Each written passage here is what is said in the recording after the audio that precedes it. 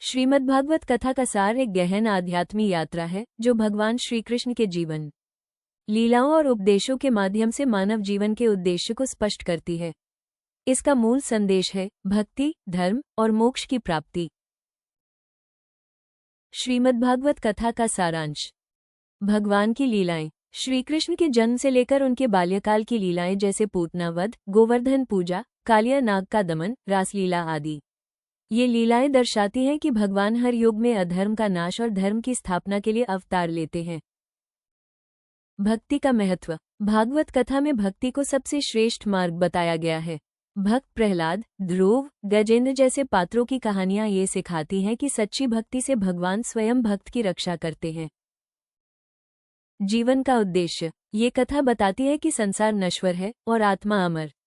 मनुष्य को मोह माया से ऊपर उठकर भगवान की शरण में जाना चाहिए।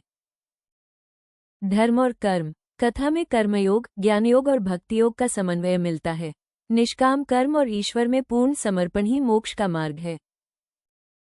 श्री कृष्ण का उपदेश। जब जब अधर्म बढ़ता है तब भगवान अवतार लेते हैं। सर्वधर्मा परित्यज्य मामेकः शरणं व्रज। भगवान की शरण में जाने से सभी पापों से मुक्ति मिलती है।